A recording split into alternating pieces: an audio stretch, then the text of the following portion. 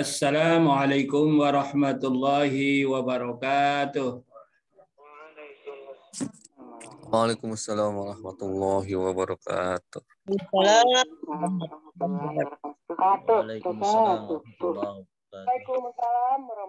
Waalaikumsalam warahmatullahi wabarakatuh.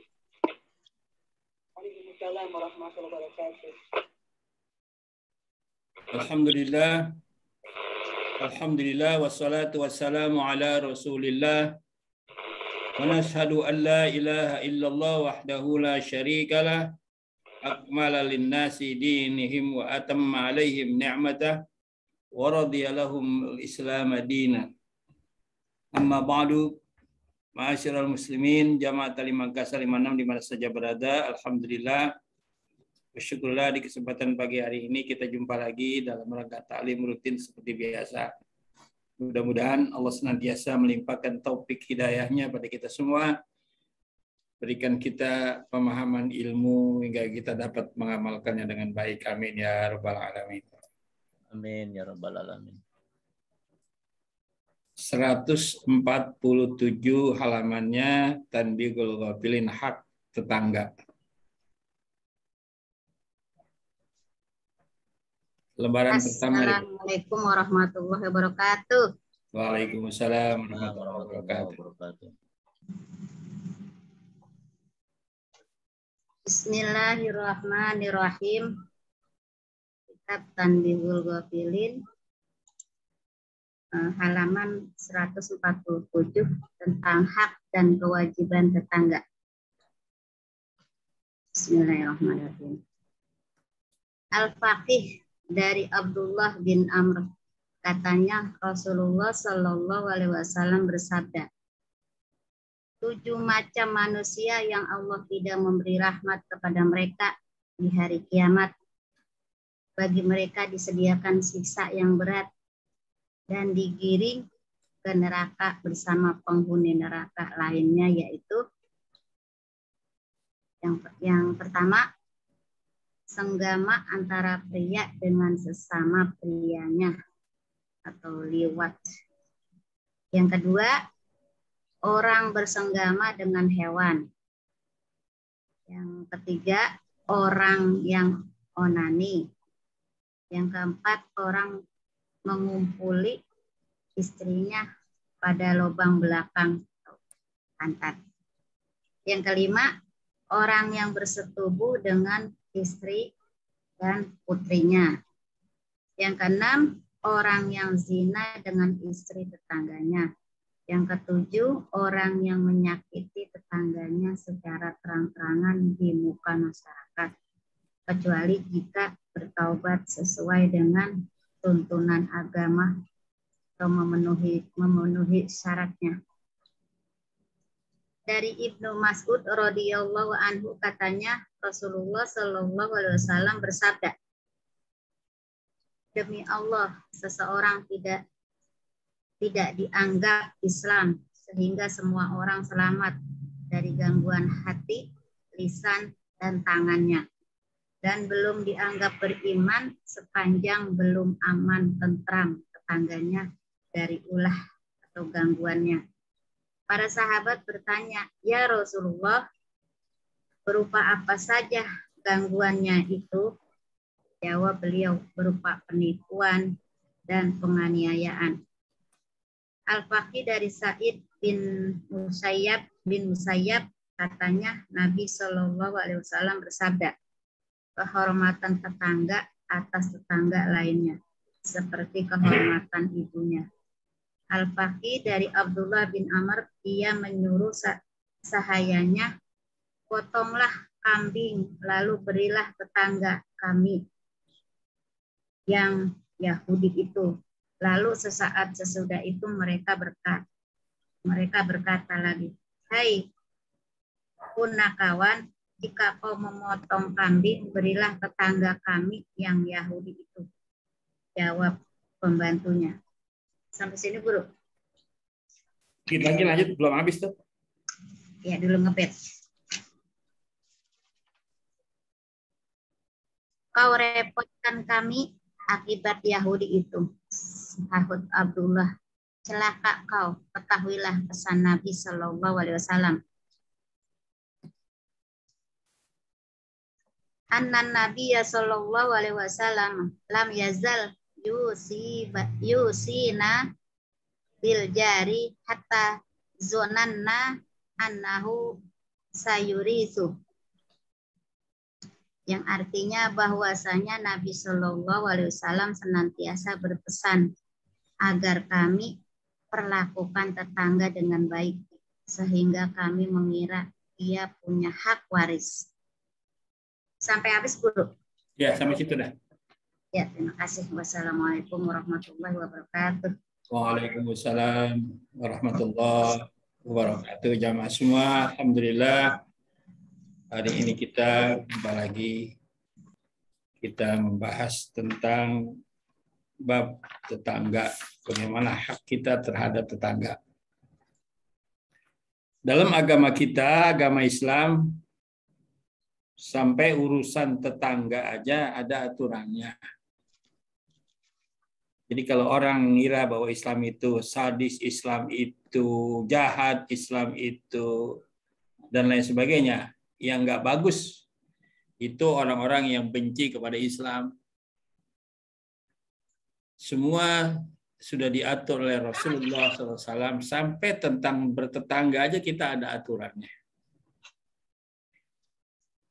Dari Abdullah bin Amr di sini, bin As, Rasul bersabda, sab'atun la yanzurullahu ilaihim yaumal qiyamati wa la yuzakkihim. Ada 7 macam golongan orang yang nanti di hari kiamat mendapatkan siksa yang berat dan Allah tidak perhatikan lagi. Nanti di hari kiamat ada 7 macam orang, golongan orang yang mendapatkan siksa yang sangat berat dan dimasukkan bersama orang-orang yang masuk neraka. Apa itu yang pertama, saudara-saudara sekalian? Ad-dakhil wal maf'ul. Dalam bahasa Arabnya. Bahasa Indonesianya orang-orang LGBT, orang-orang yang mengadakan hubungan antara laki-laki dengan laki-laki. Kalau dalam bahasa Arabnya liwat, ya, liwat hubungan seperti suami istri, tapi dia laki-laki sama laki-laki. Golongan LGBT ada yang bangga pakai ada surat nikahnya. Mana ada surat nikah palsu kali. Nggak ada di kita di Indonesia, belum diizinkan. Memang nggak boleh diizinkan. Laki-laki sama laki-laki bikin satu rumah tangga. Suaminya yang mana, istrinya yang mana. Bisa saja nanti gantian, dia satu suami, ntar istri, ntar gantian. Sekarang saya jadi istri dong, kamu jadi suami. Ini kan nggak benar. Jadi orang yang dalam hidupnya membolehkan atau melakukan hubungan laki-laki dengan laki-laki atau wanita dengan wanita, nanti di yaumil kiamah mendapat siksa yang sangat berat. Di dunia pun dia akan mendapat siksa yang sangat berat, apalagi di akhirat. Sampai Allah mengatakan, udkhulun nar ma'ad dakhilin, masuklah kamu ke api neraka seperti orang-orang yang lainnya. Bersama orang-orang yang memang bukan muslim, orang-orang yang kafir, orang-orang yang munafik. Walaupun dia agamanya Islam, tapi kalau dia melakukan itu nanti mendapat siksa yang sangat berat. Yang kedua, yaitu orang yang bersenggama dengan hewan. Ada lagi ya? Enggak ada manusia lagi apa? Hewan dijadikan istrinya begitu. Tempat dia melampiaskan syahwat seksnya. Itu juga orang yang berat siksanya. Yang ketiga, orang yang onani. Baik dengan tangan maupun dengan alat-alat lain hingga ia tidak nikah. dia lepaskan hawa nafsu seksualnya dengan alat-alat, bukan dengan yang diperintah Allah. Yang diperintah Allah adalah laki-laki dengan wanita. Iya. Bukan laki-laki dengan laki-laki, itu dengan cara-cara yang lain. Yang keempat, orang yang mengumpul istrinya pada bagian belakang, duburnya. Jadi yang dibolehkan kita pada istri kita yang sudah halal, yang sudah nikah, yaitu bagian depannya, bukan belakangnya. Jangan pakai mencoba-coba. Pakai dicoba-coba. Emang apa dicoba-coba? Nggak bisa, udah dilarang sama agama.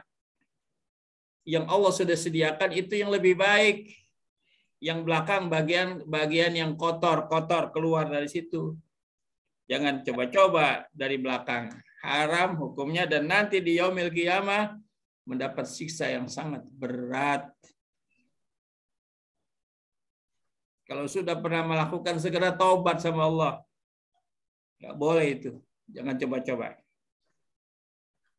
Maka dulu saya pernah ada yang tanya. Saya seakan-akan disuruh izin, saya nggak izinin, nggak boleh, memang di depan. Kalau depan sakit, bagaimana cara atur yang lain, bagaimana kayak ya. Makanya dalam agama memang wanita punya keterbatasan. Di samping laki-laki juga punya keterbatasan. Tapi keterbatasan wanita lebih awal. Ada masa menopause, ya, di mana masa menopause wanita sudah tidak ada lagi gairah untuk melakukan hubungan suami istri, padahal dia masih punya suami. Sementara suaminya masih hebat, suaminya masih keker, masih gagah, sedangkan istrinya sudah tidak mampu. Bagaimana kalau yang belakang aja? Ya nggak boleh, tetap nggak boleh. Yang boleh izinkan suami nikah lagi. Kalau dibicara begini, semua perempuan kagak ridho nih saya bicara begini. Ya Bu, nggak ridho Bu ya? Agama mengajarkan kalau memang sudah seperti itu adanya. Jangan sampai istrinya nyari wanita lain di luar nikah. Ibu juga berdosa. Kalau memang ibu sudah tidak mampu lagi melayani suami, izinkan suami nikah lagi. Itu baru masna wasulasa warubadan 1-4 itu syaratnya. Utamanya pertama itu kalau nikah memang kena nafsu. Ya, yang kedua ada modalnya Bu bilang. Kalau nggak punya modal bagaimana mau nikah lagi? Yang kedua nggak mampu berbuat adil pasti. Jadi kalau memang nggak mampu, ya banyak puasa, banyak istighfar, sudah kembali kepada Allah Subhanahu wa taala. Jangan gunakan cara lain. Ini Islam mengajarkan kepada kita. Jadi tidak boleh yang keempat, selain yang sudah disediakan Allah, walaupun kita istri sudah halal, itu malah jadi haram kalau yang kita lakukan pada bukan tempatnya. Yang kelima, orang yang tidur dengan putrinya sendiri. Aneh, istrinya sendiri dia masih kerjain juga. Ini terlaluan ya. Ini nanti mendapatkan azab yang sangat berat. Yang keenam, orang yang zina dengan istri tetangga. Istri tetangga, suami tetangga diambil juga, dibawa ke tempat lain. Memang nggak di rumah. Na'udzubillah min dzalik. Ini jangan sampai terjadi. Ya. Yang ketujuh, orang yang menyakiti tetangganya secara terang-terangan. Al-mu'zi jarahu hatta yal'anahun nas illa ayyatuba bisyurutiha.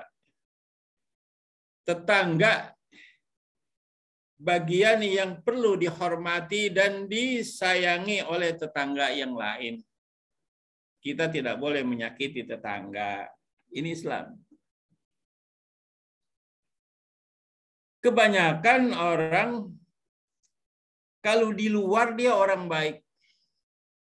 Tapi kalau di sekitarnya dia orang jahat. Ini yang nggak benar. Namanya apa ya? Pencitraan. Kalau mau yang jauh-jauh dia sering bagi duit, ketemu orang bagi duit, sementara tetangganya nggak pernah ada kebaikan kepada tetangganya. Nah, ini nggak bagus. Jadi kita diperintahkan Nabi sebagai seorang Muslim harus berbaik-baik dengan tetangga, hormati tetangga. Ketika kita setel musik, kalau kita senang musik, jangan sampai berlebihan hingga mengganggu, apalagi sudah waktunya istirahat. Nah, ini Islam mengutamakan atau memberi prioritas bahwa kita mesti menghormati tetangga kita. Nih, ada lagi yang berikutnya. Ini yang pertama.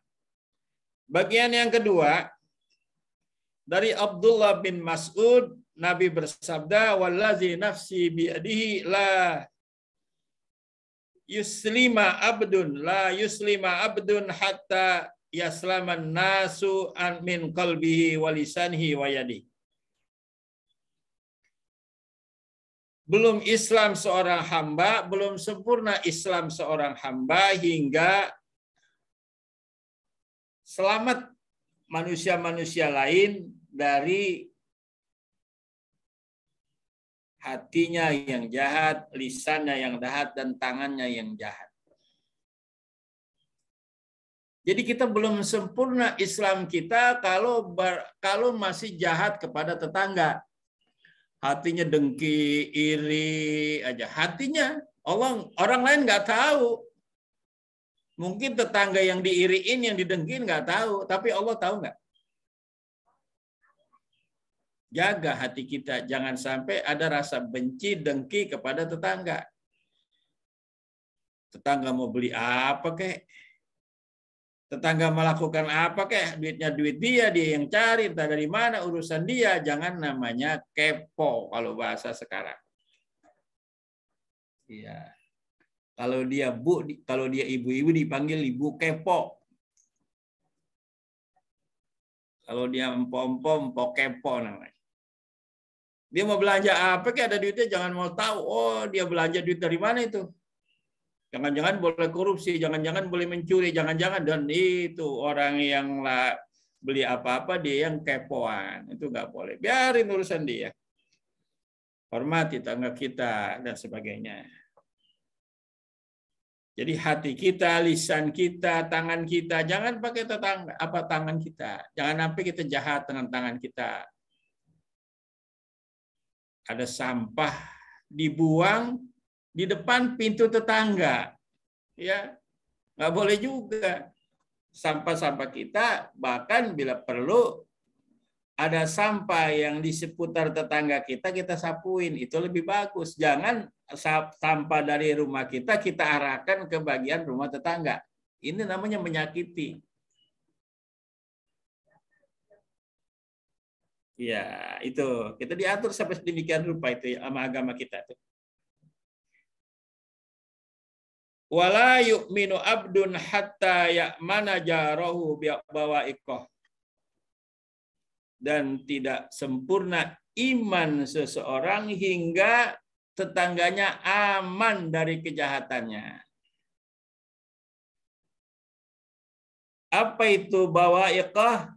Ghasmuhu wa zulmuhu, yaitu menyakitinya dan zolim kepada tetangga. Jadi kalau orang zolim ke tetangganya, walaupun dia banyak ibadahnya, banyak melakukan ibadah-ibadah yang lain, tapi kalau terhadap tetangga dia zolim, ini belum sempurna keimanannya. Artinya nanti di yaumil mahsyar masih bermasalah. Tidak langsung masuk surga. Kalaupun banyak amal solehnya, tapi punya kesalahan zolim dan lain sebagainya terhadap tetangga. Nah, ini kita perhatikan, saudara-saudara, semua kita pasti punya tetangga. Pasti kita punya tetangga. Nanti ada bagiannya, ada tetangga muslim, non-muslim, ada tetangga, ini nanti ada bagiannya berikutnya. Kita lanjut aja dulu. Hadis yang berikutnya, Nabi bersabda, hurmatul jari alal jari ka hurmati ummihi. Hormat kepada tetangga seperti kita hormat kepada ibu kita sendiri. Jadi sampai begitu Nabi memerintahkan. Bagaimana kita harus hormat kepada ibu? Terhadap tetangga juga kita mesti hormat, takzim, muliakan, jangan kita hina, jangan kita sakiti, dan macam-macam. Hadis yang berikutnya. Qala Abdullah bin Umar ibnul As li ghulamihi. Abdullah bin Umar bin As kepada gulamnya, kepada jariyahnya, kepada budaknya, atau kepada orang yang membantu di rumah tangganya. Apa kata Abdullah bin Umar? Izbahi syata wa at'im jarona al-Yahudi. Kalau nyembelih kambing, kalau engkau nyembelih kambing, motong kambing, berilah tetangga kami yang Yahudi. Coba itu, Pak. Nabi pernah bertetangga kepada Yahudi. Juga sama Abdullah pernah bertetangga kepada Yahudi. Mungkin kita punya tetangga kita orang yang bukan Muslim. Kan bisa saja itu terjadi di sekitar kita. Bagaimana ajaran Islam mengajarkan kepada kita ketika kita bertetangga kepada orang yang tidak seagama atau yang bukan satu suku? Ini suku saya Sunda, yang sebelah bukan Sunda, itu bukan jadi masalah. Enggak, memang kita sudah bertetangga. Jadi kita tetap diperintahkan berbuat baik. Kalau kita kebetulan lagi makan enak, kita lagi pesta, kita lagi motong kambing, berikanlah sebagian itu kepada tetangga walaupun dia bukan seagama kita. Itu perintah Islam. Coba mana ada Islam pakai membunuh, mengebom orang lain? Nggak ada, Pak. Nggak ada, itu semua bohong. Atau kalaupun terjadi itu hanyalah buatan orang-orang yang jahat. Islam tidak pernah mengajarkan jahat, apalagi membunuh. Nggak ada itu Islam begitu. Islam mengajarkan kita berbaik-baik kepada kalau yang kepada tetangga aja kita disuruh itu, apalagi kepada yang lainnya. Kalau kepada tetangga kita yang Yahudi saja, yang bukan Muslim aja kita disuruh berbuat baik, apalagi tetangga kita juga Muslim juga, apalagi satu sukuan, apalagi. Nah ini para jamaah sekalian, Islam ajarannya sangat hebat. Sehingga Nabi mengatakan, Islamu ya'lu wa la yu'la alai. Islam itu tinggi, tidak ada yang bisa yang meninggikan Islam. Coba itu, Pak. Islam. Dari apa Islam diketahui Islam itu tinggi? Dari ajarannya, dari kitab sucinya, dari nabinya. Ia senantiasa mengajarkan kepada umatnya untuk berbuat baik. Kemudian, summa tahaddasa sa'a, kemudian, tadi kan dia pesan tuh dia udah pesan sama pembantunya. Beberapa saat dia bilang lagi, ya gulam, itu tetangga udah dibagi belum? Itu tetangga kita yang Yahudi udah dibawain daging kambing belum yang mateng? Sampai gulam itu berkata, Qad azaituna bijarika hadzal Yahudi. Wahai Tuhan, kau repotkan amat sih kami sama tetangga Yahudi. Perintah lagi. Udah sudah saya kasih. Kata begitu. Apa kata si Abdullah bin Umar? Waihaka, cilaka engkau wahai gulam. Jangan begitu. Nabi pernah bersabda, lam yazal yusina bil jar hatta zananna annahu sayuwarisu. Rasul pernah bersabda, wahai pembantuku, senantiasa Rasul, tetangga-tetangga, hormati tetangga, muliakan tetangga, jangan nipu tetangga, dan jangan sakiti hati tetangga. Hingga waktu itu aku menganggap bahwa jangan-jangan Nabi sampai memberikan waris kepada tetangga. Saking apa? Saking Nabi memuliakan, menghormati tetangga, walaupun bukan seagama. Jamaah sekalian, inilah al-Islam, ya'lu wa la yu'la alaih. Semua sudah ada aturannya. Pagi-pagi kita bangun, apa yang mesti kita lakukan, doanya apa. Sesudah kita lakukan itu apalagi dan hidup kita ini sudah diatur. Makan diatur mesti baca bismillah. Keluar rumah mesti pakai doa, masuk ke rumah doa, ucapkan salam walaupun rumah sendiri. Potong kuku diatur, potong kuku ini kuku kita ada aturannya. Hari apa yang bagus potong kuku? Kamis atau Jumat atau Senin. Motong kuku diatur, Pak. Nanti kita buka ya, bagaimana cara motong kuku yang baik. Pelajarannya nanti ada insya Allah. Dari mana dulu? Dan bagaimana caranya motong kuku? Harinya hari apa yang terbaik? Kalau kita lupa, nanti hari apa yang kita baik? Itu Islam. Makanya Islam, ajarannya tidak ada yang bisa meninggikan dari ajaran Islam, tidak ada yang bisa mengalahkan ajaran Islam. Tapi sayang umat Islam itu sendiri yang belum mempraktekkan ajaran yang mulia itu. Dengan kita belajar setiap hari di pagi hari ini, semua anggota Ta'lim Angkasa yang ada di sini, baik yang di Zoom maupun yang di radio, semua para pendengar, mari sama-sama. Apabila kita sudah pahami, kita sudah tahu ajarannya, dan kita mesti sama-sama yang melaksanakannya. Betul? Iya. Jangan nyalain orang lain yang melaksanakan kita umat Islam.